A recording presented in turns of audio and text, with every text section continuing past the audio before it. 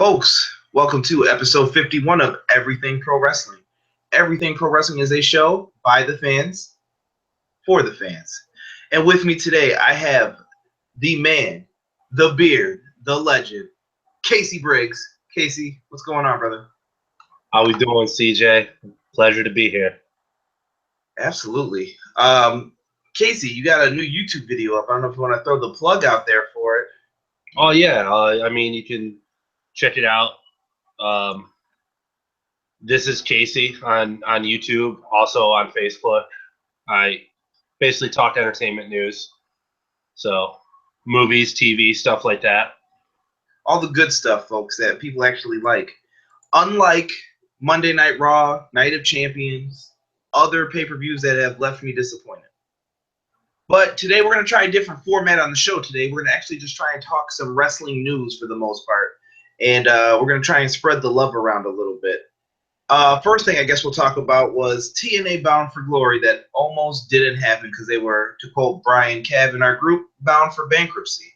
TNA made several, I don't know if we want to call them mistakes or whatever, but TNA owes people a lot of money, Casey, and it makes no sense, their logic behind, oh, we're going to get out of this debt eventually, and I don't know how you sell this to somebody with all this debt attached to it.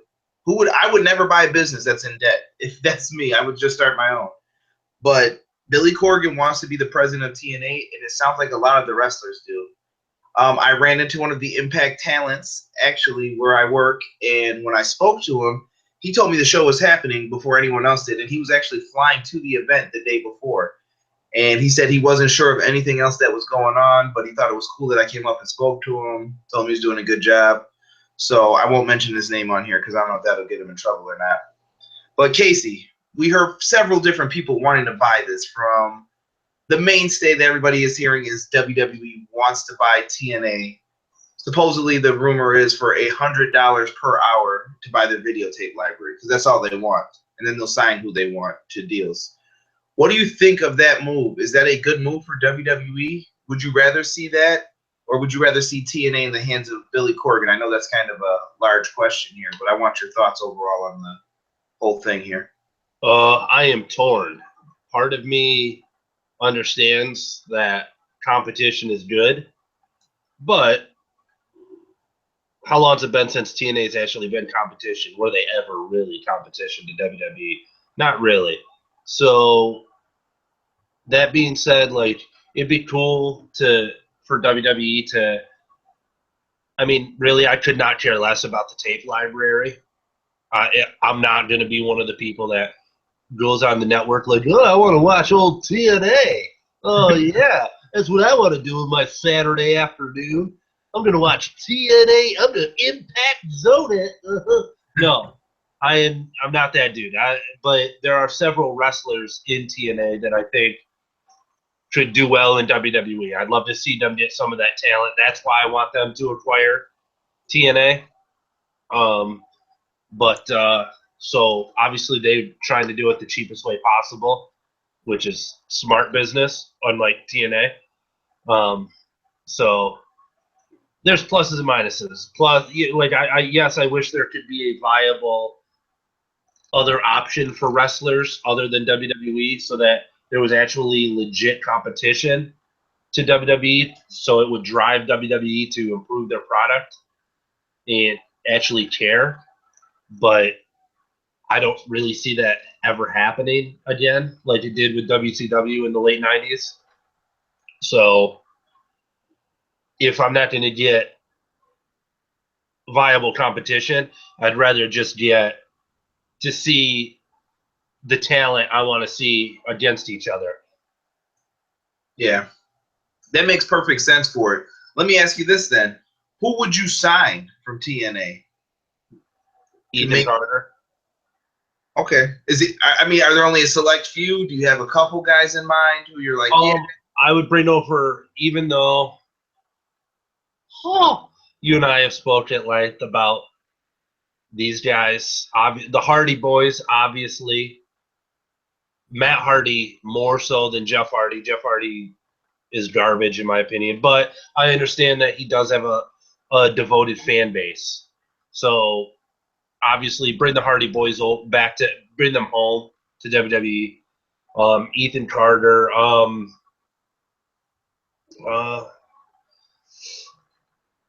and obviously, like, yeah, there are.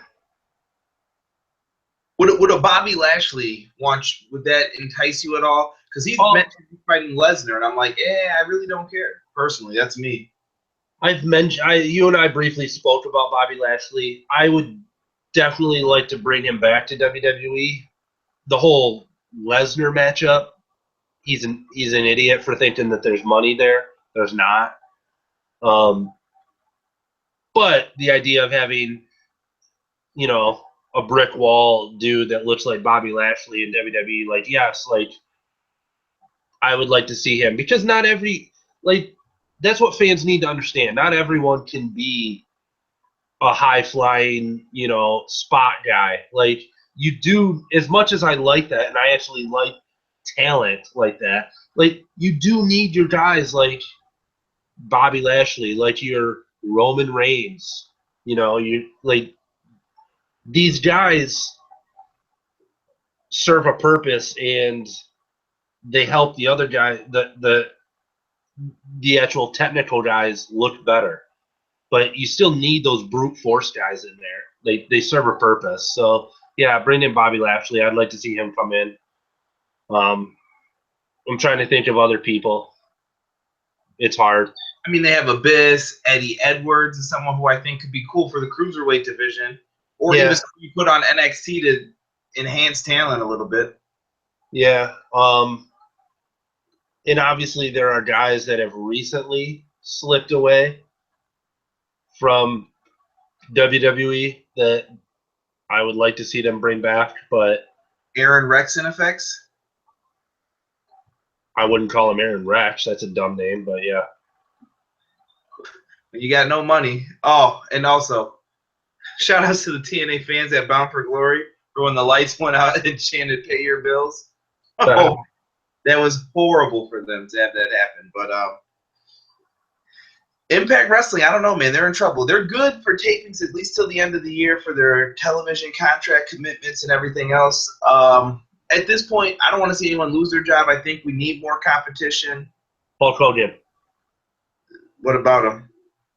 Oh, dude, come on. He's a viable option as who that mystery person is. Nah. I don't think we can sink any more money into there. Bro, he just got a bunch. He just got millions and millions of dollars that he wasn't counting on. He's already a multi-millionaire, and now all of a sudden he gets like all this money from his lawsuit with Gawker. Like, and WWE did not support him in his time of need. They basically like, wash their hands of him. So there could totally be a grudge there. Like, screw you guys. You guys didn't support me. You literally like erased me from your whole website and every mention of me, every soundbite of me. Like, you just wash your hands of me when I needed help, when I needed support. And now that I have all this extra cash, yeah, I'm gonna give it to people to take you down. I won't go too PC on it, but if I was WWE, I would have washed my hands of that too. Like, not good. Hey, Mark Henry. So we move on into other things with wrestling news. The next main thing that I want to talk about were these recent stabbings, and we'll just lump Jamie Noble and Alberto Del Rio together in this. Not anything that's too crazy to think of in wrestling, but to still hear people stabbing wrestlers is crazy that this stuff's even happening. Jamie Noble supposedly cut off somebody on his way home to his mobile home, and two guys came out the car, and then there was a third, I guess, in the back seat, and they were wielding a knife, and he got stabbed. Alberto Del Rio, very similar. Supposedly he was at a bar one night, and it got a little rowdy, and they showed the stab wounds in his head and all across his arm, too. Casey, what's up with wrestlers getting stabbed? I have no idea, man. Two guys in 1 week. It's a little crazy. I guess I mean, I don't want to say anything that like blames the victim or anything either. So I was gonna say something like, I just be more careful when you're out and about, like, but that's kind of victim blaming there. I don't know, but you got to look over your shoulder and I don't know, not get into these altercations. Yeah, I think it shows that wrestling fans have to also be careful going up to wrestlers and, don't be that craze fan that takes stuff too far. Remember, this is a business. These guys have lives.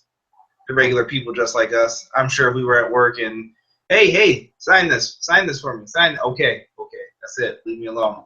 I mean, you have a hard enough time with your boss at work as it is. You don't want to. I wish someone would come in and ask me for my autograph at the store.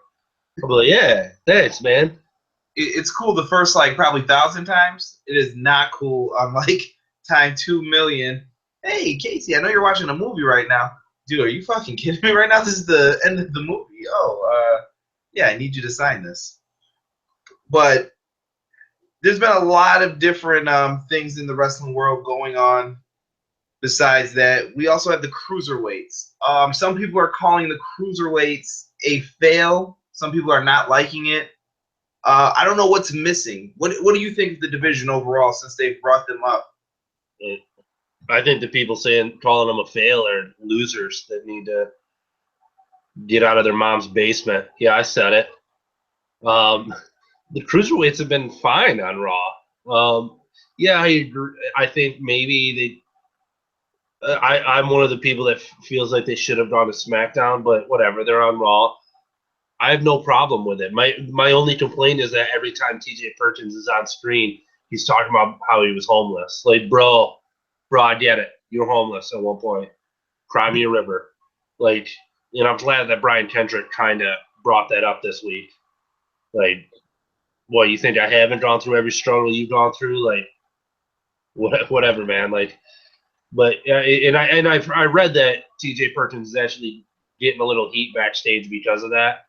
Because of every time he's got a mic in front of him, that's what he talks about. But yeah, but someone I would assume somebody's writing this for him as well, and he's not just being able to speak freely. Yeah, I just think that's WWE marketing, and it's also Susan G. Komen. We're not even going to get into that, but the shoving all that down our throats as well. But the cruiserweights, I feel very weird. Like, I think that Monday Night Raw needs to start off a show with that match. No talking, nothing else. You got to have two guys who are going to go out there and go balls to the wall. No nonstop action. They're going to do flips. They don't get tired. You're going to wonder about them at the end. Have a tremendous match. That's how Nitro used to work. You would turn to the channel. They'd brief you about, oh, we have these matches lined up for tonight. And then you would hear Rey Mysterio's music. You're like, all right, here we go. Rey Mysterio's going to fight Dean Malenko to start off the show. And it would be nuts. Just, great action. Right now, I feel like the Cruiserweight division, they're probably like, oh, let's roll out the carpet and change the rope colors for them. Here's our special attraction. I don't know. They're treating it like they're midgets or something. I don't know. That's just the way I feel. No, I agree. Like, I noticed that too. Like, they changed the rain apron and everything for the Cruiserweight match. And I'm like, stop doing that. Because, yeah, like you said, it does. It makes it feel like just like you're just shining this awkward spotlight on these guys, as opposed to just letting them be a natural part of the show. Like, you don't roll out any special, like, you don't do that for the women. You don't put a special rain apron out there that says, oh, women's division. Oh, no, like, they're just part of the show. Just let them be part of the show. And I think what you said would be a great idea. Let them open the show, put on a 15, 20-minute match to kick off Raw, and just show these. And every week it would be two different people, just high flying. Different matches. You could save one for the first hour, one for the last. Yeah. Or make the first hour exclusive to them, and then I might watch actually and care. Agreed. Because they also need to start figuring out storylines for them. And I get that it's hard when there's they only have the one belt for all those cruiserweights, and right now Brian Kendrick's the guy going after it. But so that means it just kind of focuses on Brian Kendrick and TJ Perkins, whereas all these other guys are just lost in the, you know what I mean? Just showcasing talent. Okay. Yeah, that's why maybe Yeah, like you said, maybe open up the show with the just a random cruiserweight match, and then Right. like you said, in the third hour they could have that Brian Kendrick, T.J. Perkins, like the storyline for the cruiserweight title match going on. But yeah, just open the match with a random couple cruiserweights just putting on a clinic, basically. Yeah. The cruiserweights. Hopefully they improve it. I want to talk about Monday Night Raw from last night. Listen, guys, I took a nap before this show because usually I'm pretty tired from work. I could not stay awake for anything throughout that show. It was unbearable. I don't know if it was me. It was better than last week's, I get it, but Raw is too long. Please, WWE, if anybody's watching this, I don't care if you're an intern, please show them this. If you can get out of that 3-hour deal or come up with something else, please do, because it is hurting your product, and so are all these pay-per-views and oversaturation. It is making it very tough.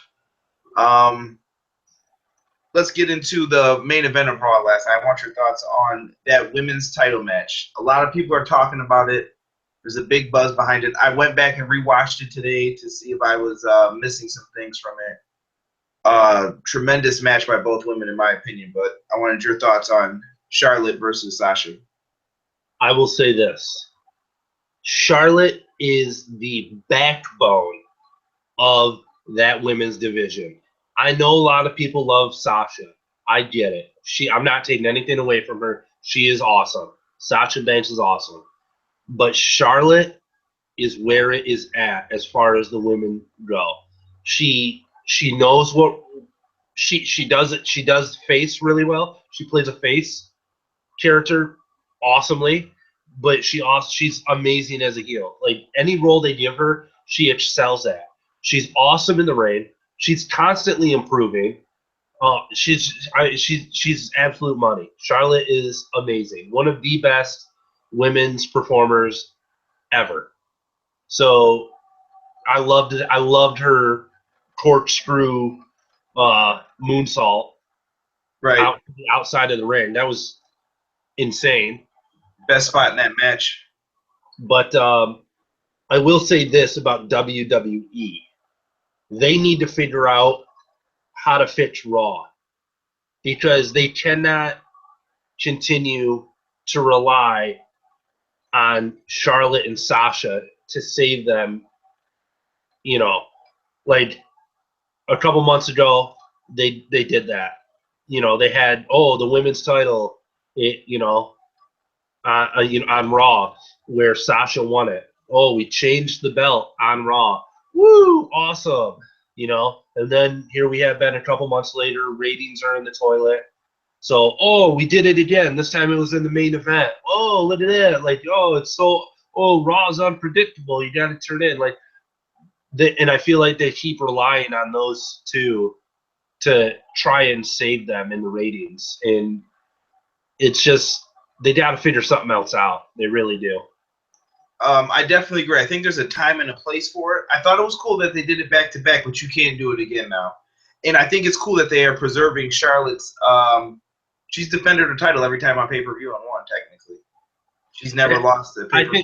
I think they need to. I think they need to go with that story though. What they need to do is Charlotte wins it back at Hell in a Cell, and then what you do is you have Sasha come out the next night and challenge Charlotte for her rematch, like basically calling her out, like you can't beat me on Raw. Like everyone says, I can't beat you on a pay-per-view. Well, you can't beat me on Monday Night Raw. Like I beat you every time. So prove it. When the belt's on the line on Monday Night Raw, you can't beat me. So put your belt on the line, and then that's when you have Charlotte beat her, and now Charlotte can, that ends. A, Charlotte gets over the hump with the whole Monday Night Raw thing. B, Charlotte or Sasha loses her rematch for the belt. Charlotte can then go on to feud with someone else for the title. Yeah, it's like I said, their money, and I definitely have heard rumors that their match is actually going to be Hell in a Cell at the pay-per-view. So I think that's pretty cool that they're even doing something like that. On to other things. Well, It'll be better than the other Hell in a Cell match that they announced. what was the other one? Oh, Roman and Rusev. Yeah. we're gonna skip that. So we get into the Dusty Classic. Actually, no. There was something I did want to mention. Emma. I saw Emma's character is changing to Emelina, I believe was the name. WWE, what are you doing? What are you can't just change people and think, oh yeah, they forgot about her. Yeah, she's new now. I mean, I get it. They try to showcase her more as, oh, she's gorgeous, she's pretty. You could have done that anyway and then brought her back as Emma, and it would have been fine. We were just taking her more serious. She got injured. Bring her back and let her be a force on whichever brand she's on. I don't know. I just felt that was very odd that they did it that way. To try and change her name, and it looks like they're going to give her a gimmick change. Agreed.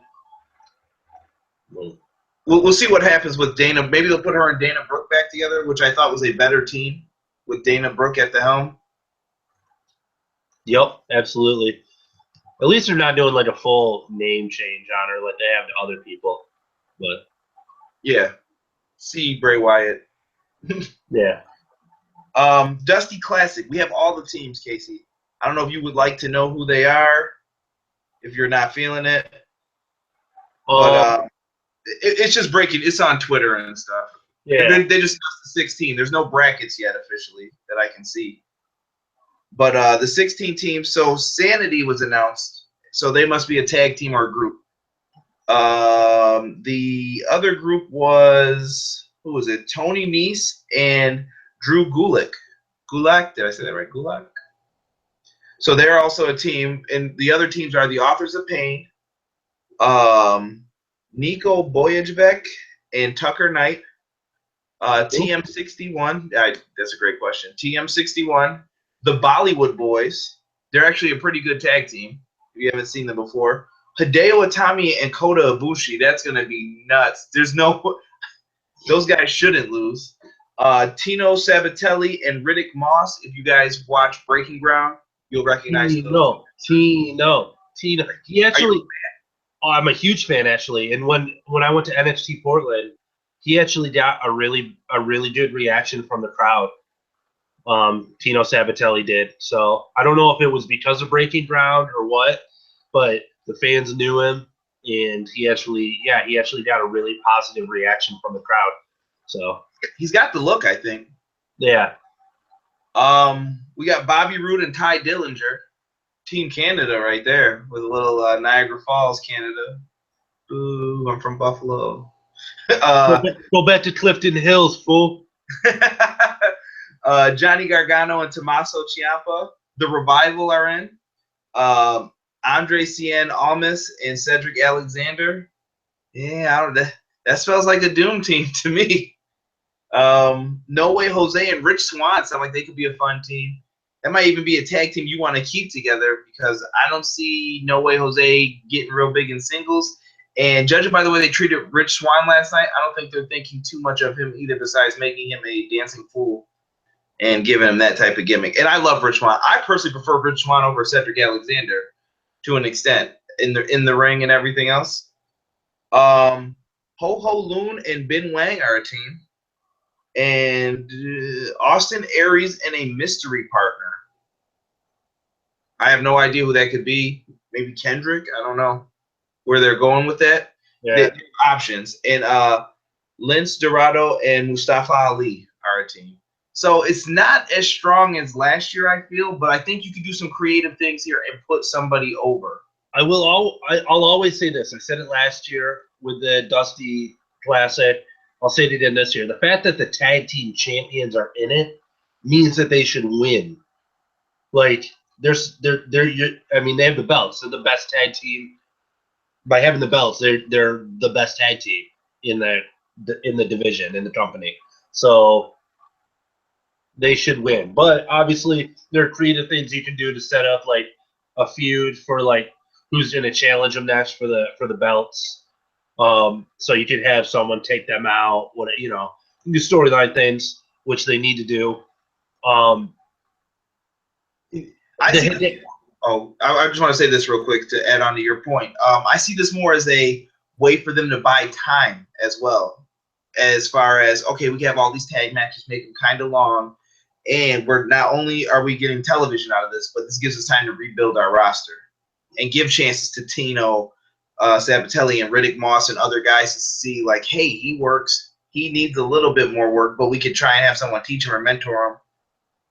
What it does is, and I mentioned this to you recently on the phone, NXT is at a low point right now. For the longest time, the two divisions that put them on the map were their tag division and their women's division. Right now, both are severely lacking. So what this does is it gives them a chance to revitalize their tag division in NXT. It buys them some time, like you said. And as I mentioned to you, it feels to me like this year they definitely have more teams that seem just thrown together, like just throwing shit at the wall and like, let's see what sticks. But now that I've thought about it, actually, like it actually kind of makes sense for that reason. You know, these are guys, this is talent that they have that they're not really doing anything with. Sort of like, let's stick these guys together, and through this tag tournament, we can see if the fans react positively to any of these groups, and then that'll help them, you know, revitalize their tag division. And oh wow, like you said, maybe No Way Jose and Rich Swann really hit it off together as the Dancing Fools. That should be their tag team name. So they're like, wow, the Dancing Fools are amazing together. The fans really get into it when their music hits. Like they work well together. Like let's actually keep those guys together after the tournament. Stuff like that. One dude that really, I hope this works out well for him, is a dude that you mentioned as you ran through the list, saying that they should not lose. Hideo Itami and Kota Ibushi. Now, obviously, what I expect to happen is his team and Austin Aries' team, like, something's going to happen where they both get eliminated. You know what I mean? Like, Right. To advance their feud. But I mentioned this to you. Hideo Itami is in a rough spot right now. I feel bad for him. He kind of got passed by as he was out for so long, because now we have Shinsuke Nakamura, who is another Japanese star.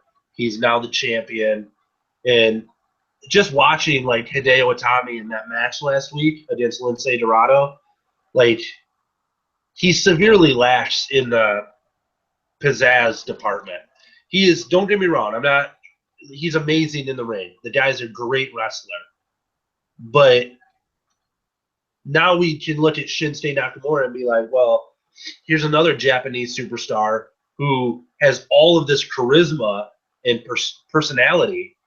And Hideo Itami is just kind of like, you know, watching paint dry almost with his personality. It's the CM Punk phrase, when your arms are too short to box with God. It's kind of like Hideo's good, but he can't box with Shinsuke. Nakamura has the total package. He has more charisma in his hand than the whole roster. Like, he's annihilating everybody, and people love this guy.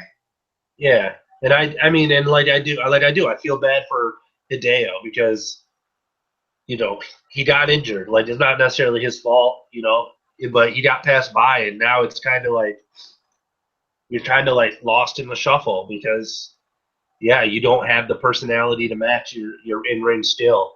So I feel bad for him. So maybe a tag team is where he needs to be right now. I'll say that. But after that point, there's really only one team in this whole tournament that I see that to me, when I look at the list of teams, there's only one team that jumps out that I'm like, they need to win. Like, storyline wise, this team needs to win. Like, that's all there is to it. And that's the Authors of Pain. Because NXT, since they introduced these guys, has been trying to sell them as this dominant force and stuff, which they have been. But there's something missing there.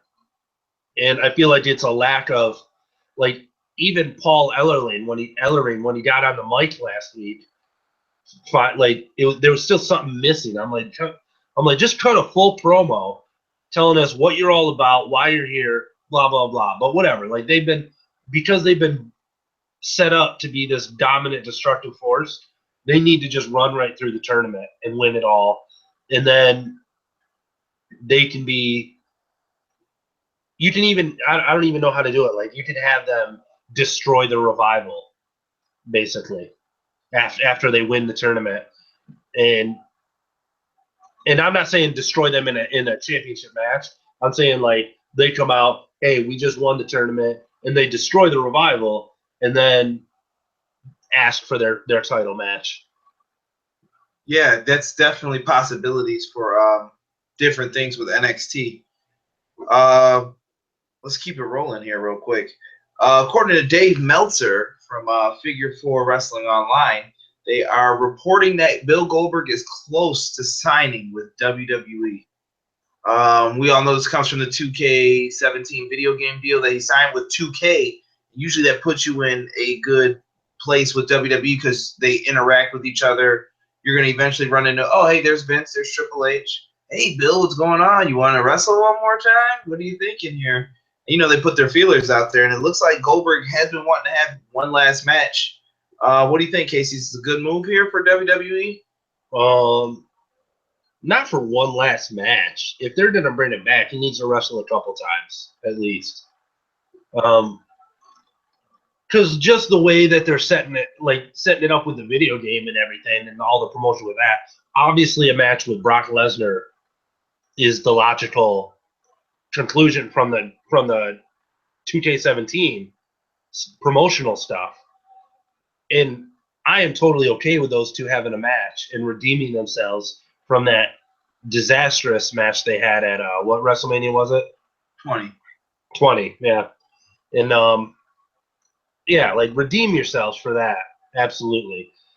But I don't want that to be like the only match that Goldberg comes back for, is just to redeem that one. Like, I'd like to see you wrestle a couple other guys. Like, but at the end of the day, like, I'm not a huge Goldberg fan. He's limited in the ring. Great character, great persona, limited in the ring.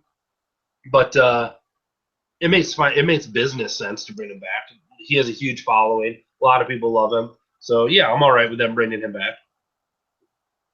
All right. However, I think it'd be cool. Set up they should bring Ryback back for a match against Goldberg. Just Ryback get destroyed. Taunt the fans. The way you set it up is you taunt the fans. You have all the sparks flying and stuff, and you have Ryback step through the sparks. And, oh, dude, fans would lose it. Oh man. I just want to give a shout out to two other things real quick before we get to the last topic. Shout outs to Cody Rhodes for basically finding a way to show his face at WrestleMania, Bound for Glory, and Ring of Honor's Final Battle. He's going to be at all three major shows for three different companies. And if you go on SEScoops.com, you can see his spot on Arrow that just went up. And we also have Ric Flair saying that he took Halle Berry to Space Mountain. I don't know what they were doing, but Halle Berry says it's not true. Flair says it is. I really don't care. But the ratings are in also for Charlotte versus Sasha in the main event here. So the Raw averaged 2.797 million viewers, up from last week's record low 2.4. So that's good. But that was up against the presidential debate last week, and a lot of people were tuning out for that. Millennials do care, darn it. We care. Before anyone tells you that. Hour 1 got 2.8, Hour 2, 2.8, and Hour 3, 2.6. Raw was number 4 on the cable night viewership, and they were number 4 in the demographic of 18 to 49. And by comparison, Monday Night Football drew a 13.1. Ooh.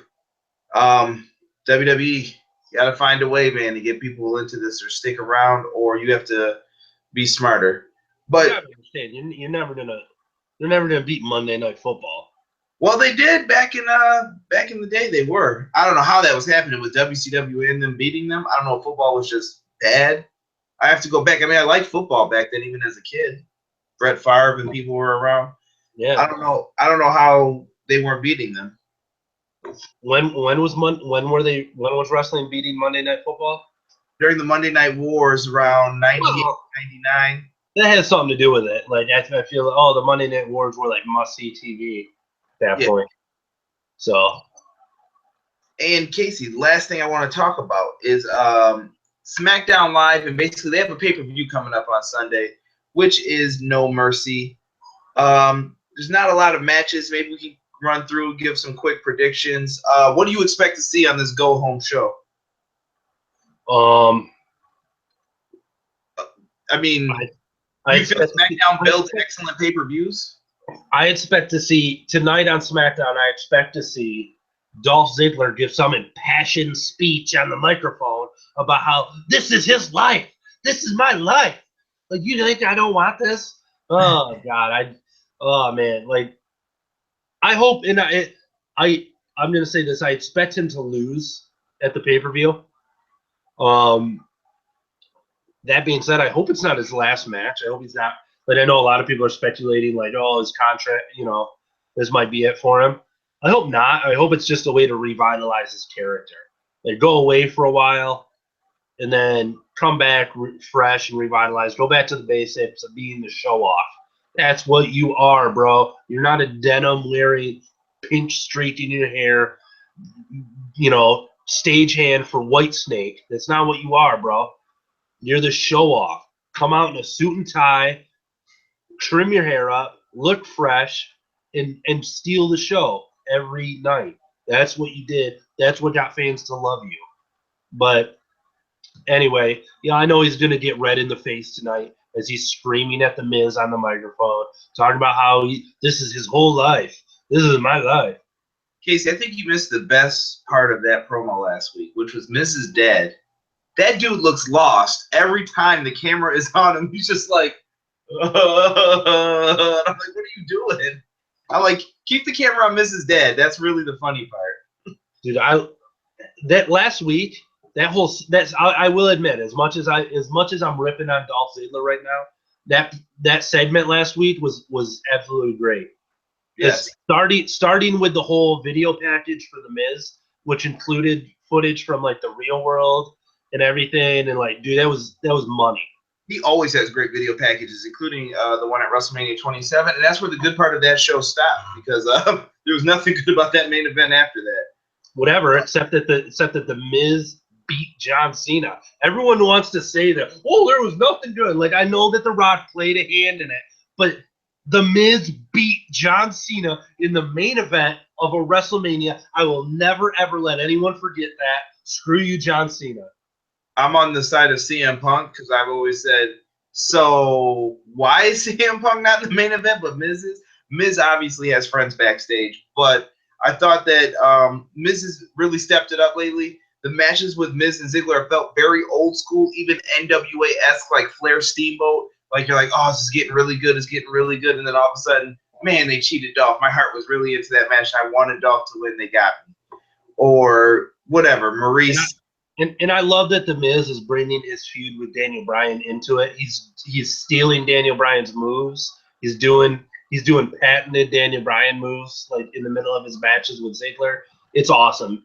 The Miz is far and away the best heel that the WWE has. He is such a natural at it, because in the last, I will say this, ever since Stone Cold Steve Austin, as much as I love Stone Cold, there's one huge negative that he brought to the world of professional wrestling, and that is the muddy water, anti-hero. Like, I act like an asshole, but I'm actually, you should like me, and heels that aren't full heel and stuff like that. Like, and that all started with Stone Cold and the anti-hero stuff during the Monday Night Wars and the and Vince. That's what it all comes from. I hate my boss. I mean, it just happened to work that way.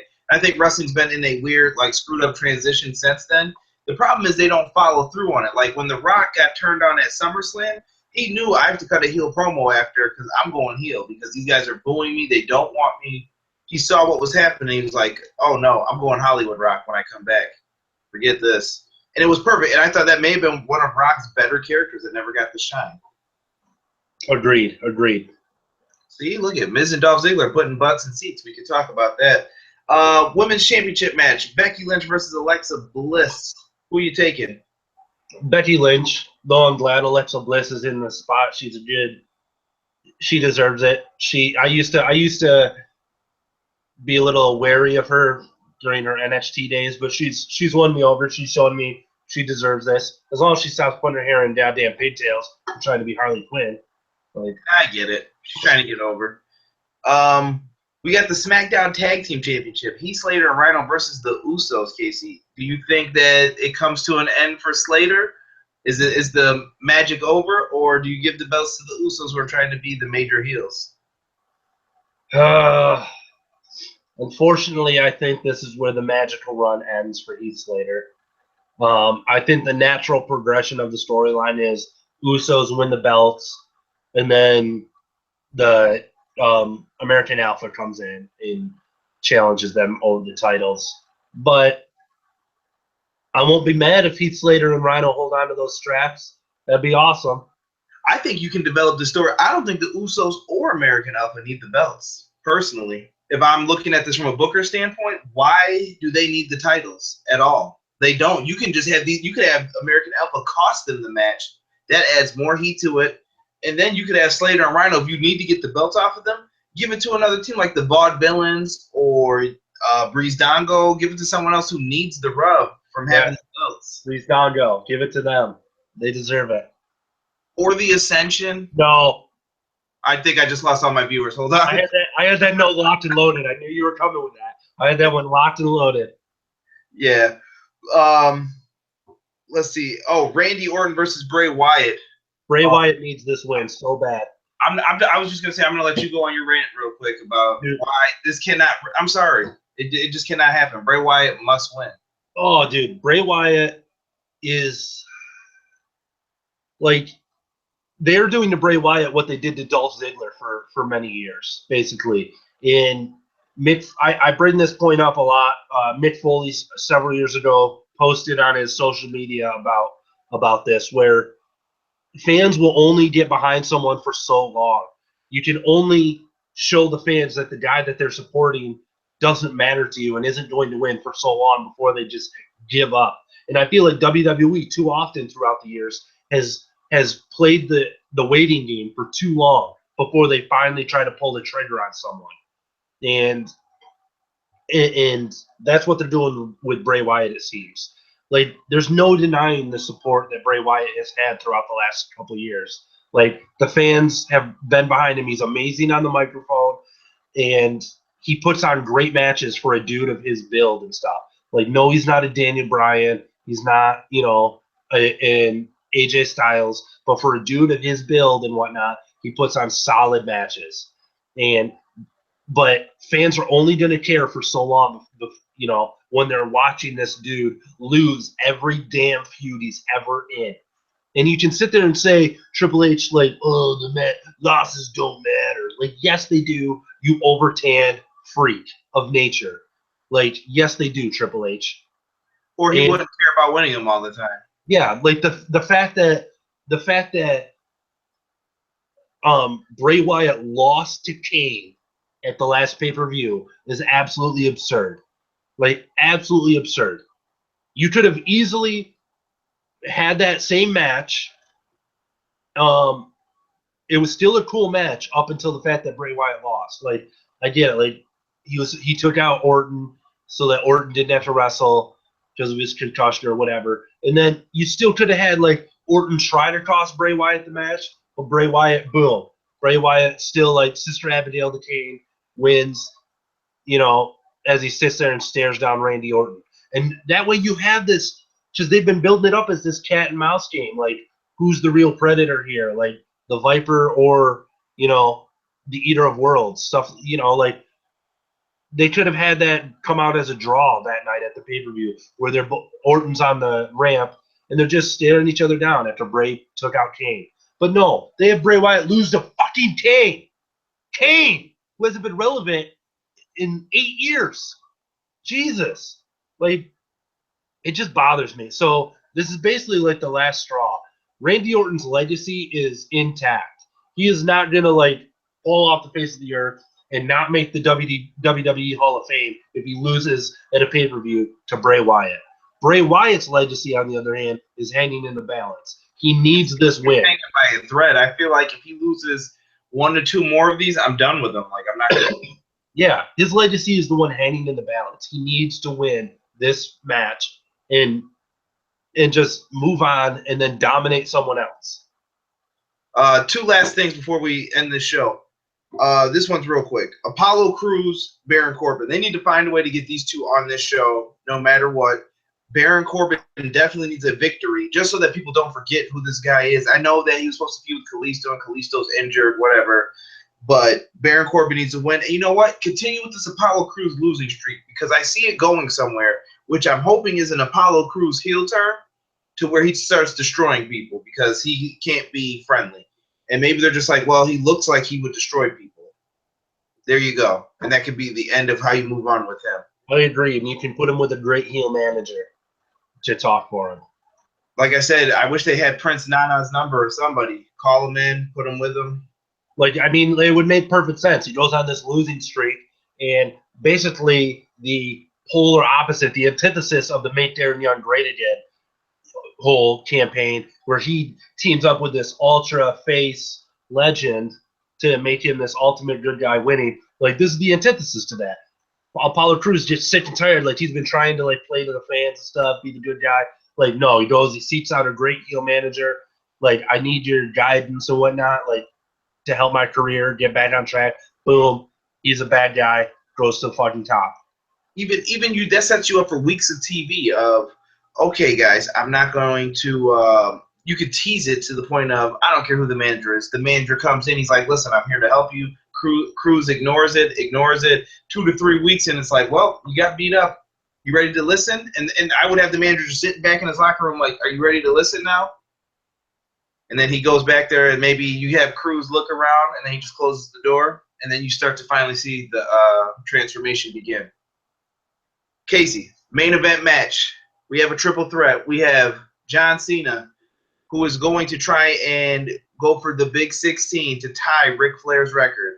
You have AJ Styles, probably WWE's MVP this year of performing phenomenally, no pun intended, in all of his matches. And you have Dean Ambrose, who is trying to regain his title and prove to people that he is not this lazy guy that Stone Cold and John Cena are calling him. Basically, I feel. What do you think each guy needs in this match, and who's your prediction to win?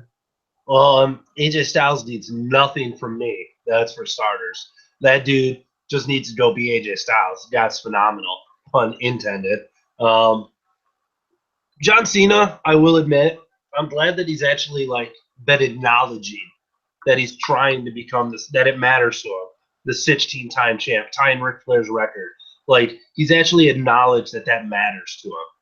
So to me, I'm like, that's actually a positive step for his character. That's basically what he's all about in this feud. Like, yeah, I want to be the 16. I want to say I'm a 16-time champ.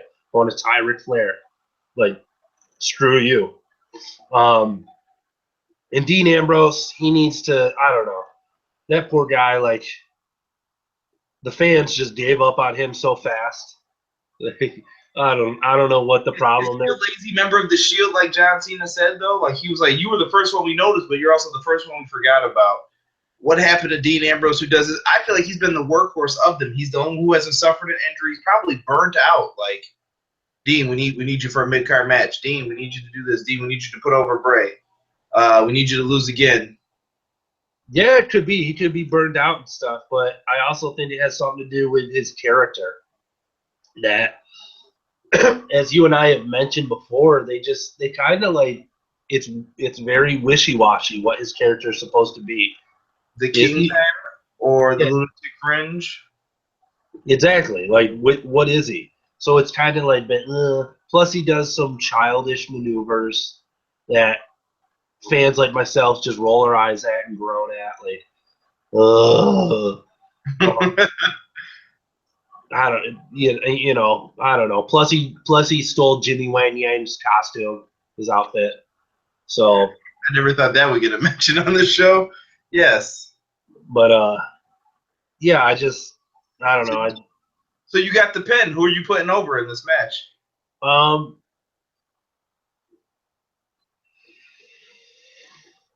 If I'm in charge, I'm keeping it on AJ. But I have as much as I don't want it, I have mentally prepared myself for the 16th reign of John Cena. It's coming, people. So you better get used to the taste of that pill. It'll happen before his career. There's like a Cena love fest right now with internet fans. Are like, oh no, I like Cena. He's okay. He's not a bad guy. But when that 16th reign comes, I'm telling you, there's going to be some problems. Absolutely, and I mean, the best part of this whole feud has been the Cena versus Ambrose promos, like because they have kind of been brutally honest with each other, Right? Which is awesome. Everything that they're lobbing at each other is truth. So that's my favorite part of this feud. But I would keep the belt on AJ, as you said. He's been the MVP of WWE this year, in my opinion. He's been amazing. Dude puts on amazing matches.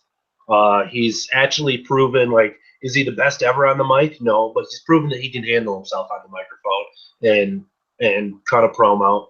I love the dude. I hope he stays champion, but I'm also like bracing myself for the John Cena win. I don't think Ambrose walks out champion. No, I definitely think his time is up for now until he changes that character or gets the tweak he needs. But folks, you have made it this long, and if you have, RKO that like button or Sister Abigail, because we don't want him to win on Sunday. And make sure that you guys give Casey's channel a good look here. He's got some good reviews up there for fans of comic books, television shows, entertainment. One more time, Casey, what is it? This is Casey on Facebook and YouTube. Also follow me, Baby Breaks 21 on Twitter and social media. And you can also give us a follow at EPW Podcast on Twitter. And guys, I appreciate all the support. Share the video if you like this new format. Let me know in the comment section below. And we are out. Peace.